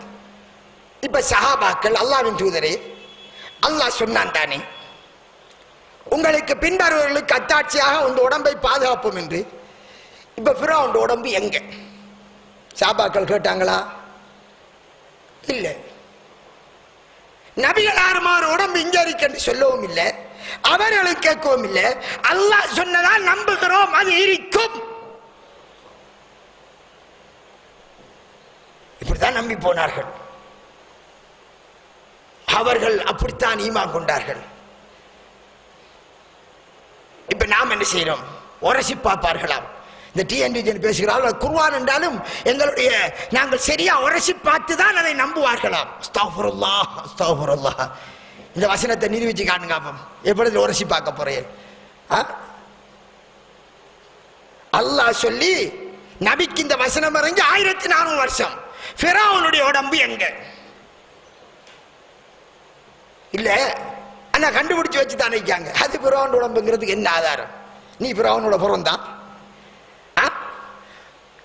உலகத்தில் எத்தனையோ மம்மிகள் கண்டுபிடிக்கப்படுகிறது. அந்த செங்கடலில் ஃபிரௌனோடு இன்னும் எத்தனை பேர் அழிந்தார்கள். அதில் அந்த உடம்பு ஃபிரௌன் தான் என்பதற்கு என்ன ஆதாரம்? இது ஃபிரௌன் தான் என்று சொல்வதென்றால் ஃபிரௌனை கண்டவர் சொல்ல வேண்டும். உடம்பு ஒன்று எடுக்கப்பட்டிருக்கிறது, அது ஃபிரௌன் என்று சொல்லப்படுகிறது. யார் சொன்னார்கள்? ஃபிரௌன் செத்து 3000 வருடத்துக்கு பின்னாடி இருக்கிறோம் சொல்ல. அவருக்கு என்ன மொழி வந்தா முஹம்மது நபியார் சொல்லியிருந்தால் இதுதான் ஃபிரௌனுடைய உடம்பு என்று சொல்லியிருந்தால் ஓகே, அவருக்கு மொழி வந்தது. உனக்கு எப்படி தெரியும்? இப்ப இந்த வசனத்தை எப்படி உரசி பார்க்கிறது? அல்லாஹ் சொல்லுகிறாரே குர்ஆனிலே, எனவே அந்த உடம்பு இன்று இல்லை என்று ஒரு அந்நியன் கேட்டால் இந்த குர்ஆன் வசனம் பொய் என்று சொல்வதா, பகுத்தறிக்கு ஒத்ததில்லை என்று தூக்கி எறிவதா? மாடர்ன் சயின்ஸ் அதை சொல்வதை ஏற்க முடியாது என்று சொல்வதா? மாடர்ன் சயின்ஸா? எதுவோ எங்களுக்கு தேவையில்லை. அல்லாஹ் சொன்னான், சஹாபாக்கள் நம்பியதை போன்று நம்புகிறோம். ஆனால் இவர்கள் என்ன செய்கிறார்கள்? நான் அன்று பால் ஹுத்பாவில் சொன்னேன், கண்பர்ற ஹதீஸை அவர்கள் நிராகரிப்பதற்கு அவருடைய பேச்சாளர், பிரதான பேச்சாளர் சகோதரர் பிஜி அவர்கள் ஐஸ்வர்யாக்கு அப்படி என்ன கண்பட்டி கொண்டு ரசூலுல்லாஹ் சொன்னாங்க, ஒவ்வொருத்தரும் கண்படும் என்று சொன்னாங்களா? கண்பர் என்ற இப்படித்தான் சொன்னார்களா? கண்பர் ஹதீஸ் உண்மை என்ற ஐஸ்வர்யாவுக்கு படணுமா? அஸ்தக்ஃபிருல்லாஹ், அல்லாஹு அக்பர். என்ன ஒரு முட்டாள்தனமான அறிவீனமான கேள்வி. அவளுக்கு பட்டுதா இல்லையாண்டு யாருக்கு தெரியும்? எவன் கண்பர்ற மாதிரி எதையாவது நினைக்க அவள் அண்டி வைத்தல போயிருக்கலாம், அவளுக்கு வருத்தம் வந்திருக்கலாம். இதெல்லாம் அவள் சொல்லுவதா? கண்பட்டால் இது இவ்வளவு பாதிப்பு, அது பருவரும் அல்லது முகம் சுருங்கும், இப்படி ரசூலுல்லாஹ் லிமிட் பண்றாங்களா? இல்ல, அல் ஐனு ஹக்குன், கண் படுறது உண்மை. எப்படி அது தெரியா? அது எப்படியுமா தாக்கம் பெறலாம். அதனால அந்த ஹதீஸை ஏற்க மாட்டோம். அது சொன்னவர் அபூ ஹுரைராவாக இருக்கலாம், ஏற்க மாட்டோம். தப்பா சொல்லி இருக்கலாம், இல்லை அவர்களிடம் கேட்ட அடுத்த தாபீனா இருக்கலாம், அவர் தப்பா சொல்லி இருக்கலாம். அல்லது இமாம் புகாரியா இருக்கலாம், அவர் தப்பா சொல்லி இருக்கலாம். எங்க அவரும் மனிதன் தானங்க. அஸ்தக்ஃபிருல்லாஹ், மனிதன் தான். அதுக்காக ஒரு உண்மையாளர் சாட்சி சொன்னதற்கு பின்னால் அந்த சாட்சியத்தை ஏற்க சொன்னார்களா, மறுக்க சொன்னார்களா? இவர் களவெடுத்து விட்டார் என்று 2 பேர் சொன்னால் நாங்கள் நம்ப மாட்டோம் என்று கையை வெட்டுவதை விடுவதா, கையை வெட்டுவதா? நம்பகமான சாட்சி சொன்னால் வெட்டுவதா, விடுவதா? இஸ்லாம் என்ன சொல்லி தந்தது? வெட்டுங்கள். அவர் சொல்லலாம் நான் எடுக்க இல்லை என்று, நாங்கள் கண்டோம், முடிஞ்சு. சுப்ஹானல்லாஹ், எப்படி சஹாபாக்களை வளர்த்தார்கள் நபிகளார். அல்லாஹு அக்பர். ஒரு காலத்தில் சஹாபாக்கள் பைத்துல் மக்திஸை நோக்கி தொழுது கொண்டிருந்தார்கள். திடீரென குர்ஆன் வசனம் இறங்குகிறது, காபாவை நோக்கி தொழுங்கள். இங்கே ஒரு பள்ளியிலே சஹாபாக்கள் தொழுது கொண்டிருக்கிறார்கள், இன்னும் சில சஹாபாக்கள் தூரத்திலே. அந்த பள்ளிக்கு பேர் இப்போது மஸ்ஜிதுல் கிப்லத்தைன், 2 கிப்லாவுடைய பள்ளிவாயல். பகல் நேரம் தொழுகை நடக்கிறது. ஒரு மனிதர் வருகிறார். இவர்கள் பைத்துல் மக்திஸை நோக்கி தொழுது கொண்டிருக்கிறார்கள். வந்தவர் சத்தம் போடுகிறார், கிபிலா திருப்பப்பட்டு விட்டது காபாவின் பக்கம். தொழுகையில் இருந்த சஹாபாக்கள் ஒரு மூமினுடைய குரலை கேட்டார்கள், கிபிலா திருப்பப்பட்டு விட்டது. நின்ற மாதிரி அப்படியே திரும்பினார்கள். அவர்கள் தொழுது விட்டு சொன்னவர் உண்மையாளரா, பொய் சொல்லி இருக்கலாம் தானே? நாங்கள் இவ்வளவு காலம் நபிகளாரோடு தொழுதது எங்கே? காபாவை, பைத்துல் மக்திஸை நோக்கி என்று அவர்கள் வெயிட் பண்ணவில்லை. மாறாக என்ன நடக்கிறது? நம்பகமான ஒருவர், அவர்கள் தெரியும் சஹாபாக்கள் பொய் சொல்ல மாட்டார்கள் ரசூலுல்லாஹ்வின் விடயத்தில். அதனால் முதல் 2 அப்படியே திரும்பினார்கள். ஒருவர் சொன்னாலும் உண்மையாளராக இருந்தால் நம்புங்கள் என்பதற்குத்தான் ரசூலுல்லாஹ் வழிகாட்டினார்கள். அதனால் தான் நபிகளாரை நிராகரித்த காபிரான மன்னர்கள் நரகம் போகிறார்கள். சென்னவரத்தினவர் ஹிர்கல் மன்னனுக்கு ரசூலுல்லாஹ் கடிதம் அனுப்புகிறார்கள், இஸ்லாத்திற்கு வா. நபியா போனார்கள். அவர்கள் நபியா போனார்கள். நபிகளாரின் ஒரு தூதர் போனார். இதோ முஹம்மதிடமிருந்து வந்திருக்கிறேன் என்று அந்த செய்தியை கொண்டு போய் வைத்தார். அதை ஏற்க மறுத்தார். அவர் வாதிடவில்லை. இவ்வளவு காலமும் நாங்கள் நம்பியிருந்தது இது, அதனால் நீ ஒருவன் வருகிறாய், உன்னை நாங்கள் ஏற்க மாட்டோம், எங்களுடைய புத்திக்கு அது புலப்படவில்லை என்று அவர்கள் வாதிட்டு அதை அல்லாஹ் சரி கண்டானா அல்லது மறுத்ததை குற்றமாக கருதினானா? என்ன நடந்தது? ஒரு சாக்கியம் நபிகளாரை தொட்டும் அந்த செய்தியை எடுத்து சொன்ன போது மறுத்ததால் அவர்கள் எங்கே போகிறார்கள்? எங்கே? நரகம். ஒருவராக இருந்தாலும் அல்லாஹ்வின் பெயரால் உண்மையான செய்தியை சொன்னார். அவனுக்கு என்ன தெரியும்? மன்னருக்கு. அவன் மறுத்தான். அந்த ஒருவர் சொன்னாலும் அவன் கேட்கவில்லை. முஹம்மது நபி என்னிடம் வர வேண்டும் என்று கூட சொல்லவில்லை. சகோதரர்களே, அதனால் தான் இந்த ஹதீஸ் மறுப்பாளர்களுக்கு குர்ஆனிலே வரக்கூடிய வசனத்துக்கு மாற்றமாக பால்குடி ஹதீஸ் வருகிறது, அதனை மறுக்கிறோம். சூனிய ஹதீஸ் வருகிறது, அதை மறுக்கிறோம். இன்னும் மூசா நபி மலக்குல் மௌத்துக்கு அரஞ்சார் என்று ஹதீஸ் அதை மறுக்கிறோம் என்று மறுக்கிறார்களே. இவர்களுக்கு மறுப்பாக இமாம் ஷாஃபி ரஹ்மத்துல்லாஹ் அன்று கிதாப் எழுதினார், இக்திலாபுல் ஹதீஸ். முத்தஸிலாக்களுக்கு மறுப்பாக ஹதீஸை தட்டினார்கள். நம்பேலாது ஹதீஸை. அதிலே ஒருவர் பலர் சொல்ல வேண்டும், அதிகமானவர் சொல்ல வேண்டும், குர்ஆனை போன்று அதிகமானவர் சொல்ல வேண்டும் என்று மறுத்தவர்களுக்கு மறுப்பாக இமாம் ஷாஃபி கிதாப் எழுதினார். அன்று இமாம் இப்னு குதைபா கிதாப் எழுதினார், தனி அதுக்கண்டு தனி புத்தகம். இந்த வழிகேடர்களுக்காக அவர்கள் வைத்தார்கள் ஒன்றல்ல இரண்டல்ல ஆதாரம். இமாம் புகாரி அவருடைய கிதாபிலே ஒருவர் சொன்னாலும் அவர் உண்மையாளராக இருந்தால் அதை ஏற்க வேண்டும், அந்த ஹதீஸை மறுக்க கூடாது என்பதற்கு ஆதாரங்களை அடுக்குகிறார். அதில் ஒன்று ரெண்டைத்தான் நான் சொன்னேன். 3 சஹாபாக்கள் சாராயம் குடித்துக் கொண்டிருக்கிறார்கள். ஒரு மனிதர் வருகிறார், சாராயம் ஹராமாக்கப்பட்டதென்றார். ஒரு மனிதர் வந்து உடனே அந்த சஹாபாக்கள் பாத்திரங்களை உடைத்தார்கள். ஊத்திவிடு என்றார்கள். அனஸ் ரலியல்லாஹு அன்ஹு அவர்களுக்கு ஊத்திவிடு. வந்தவர் நபிகளாடம் இருந்து வந்தவர் ஒரு மனிதர். பொய் சொல்ல மாட்டார்கள், எனவே உண்மைதான் சொன்னார். அவர்கள் மாறி சொல்லவில்லை. வைப்பான், இதுவரை எங்களுக்கு ஹலால் என்று தான் தெரியும், நாங்கள் நபிகளாடம் போக வேண்டும், ஹராமாக்கப்பட்டது என்றால் அவரிடமிருந்து நாங்கள் கேட்க வேண்டும், நீ சொல்வதை நம்ப இயலாது என்று அங்கே சஹாபாக்கள் நிறுத்தவில்லை. ஏன்? அவர்களுக்கு தெரியும் இவர் பொய் சொல்ல மாட்டார். பொய் சொல்ல மாட்டார்கள், நம்பினார்கள், அதை ஏற்றார்கள். அதனால் தான் சொன்னார்கள், ரசூலுல்லாஹ் நல்லல்லாஹு இம்ரான், ஒரு மனிதனை அல்லாஹ் ஒளிமயமாக்குவானாக, அவன் என்னிடமிருந்து ஒரு செய்தியை கேட்டான், அதே கேட்ட மாதிரி அவன் அதை எத்தி வைத்தான், அதை அப்படியே பாதுகாத்து அதை எத்தி வைத்தான். அந்த ஒரு மனிதனுக்கு அல்லாஹ் அருள் செய்வானாக. அவன் எத்தி வைத்தால் அடுத்த கட்டம் என்ன? ஒருவன் எத்தி வைத்தால் மற்றவனுக்கு கடமை என்ன? அதை ஏற்க வேண்டும் என்பது. அங்கே போகிறார் ஒரு சஹாபி, அல்லாஹ்வின் தூதரே, ஒரு குழு போகிறது, எங்களுக்கு ஒருவரை அனுப்புங்கள், மார்க்கத்தை போதிப்பதற்கு ஒருவரை அனுப்புங்கள். ரசூலுல்லாஹ் ஒருவரை அனுப்பி வைக்கிறார்கள். அந்த ஒருவர் அவர் சொன்னால் ஏற்க வேண்டும். இப்படி ஒருவர் சொன்னாலும் ஏற்க வேண்டும், உண்மையான அறிவிப்பாளராக இருந்தால் என்று. ஆனால் இவர்கள் என்ன செய்கிறார்கள்? ஒன்றல்ல ரெண்டல்ல 3 பேர் 4 பேர் 5 பேர் அறிவித்தாலும் அதை நாங்கள் ஏற்க மாட்டோம் என்று தூக்கெறிகிறார்கள். இன்னொரு பக்கமாவுடைய சில பேச்சுகளிலே முத்தஸிலாக்கள், அன்றிருந்த முத்தஸிலாக்களாவது 20 பேராவது அறிவிக்க வேண்டும் ஒரு ஹதீஸை, குர்ஆனுக்கு முரண்பாடு இல்லாமல் இருப்பதென்று இருந்தால், முரண்பாடாக இருந்தால் அல்லது நம்பிக்கையோடு சம்பந்தப்பட்ட விடயமாக இருந்தால் என்று சிலர் நிபந்தனை இட்டார்கள்.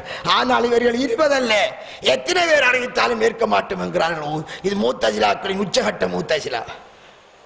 அஸ்தக்ஃபிருல்லாஹ், இன்னா லில்லாஹி வ இன்னா இலைஹி ராஜிஊன். சுப்ஹானல்லாஹ். அன்பிற்குரிய சகோதரர்களே, எங்களை அல்லாஹ் தண்டிக்கிறான், எங்களை அல்லாஹ் தண்டிப்பதென்றால் நாங்கள் நபிகளாரை அல்லாஹ்வுடைய தூதர் என்று ஏற்கவில்லை என்றால் தண்டிப்பான். நபிகளாரை அல்லாஹ்வுடைய தூதர் என்று சொல்வதற்கு எத்தனை பேர் வந்தார்கள்? எத்தனை பேர் வந்தார்? ஒருவர் தான் வந்தார்.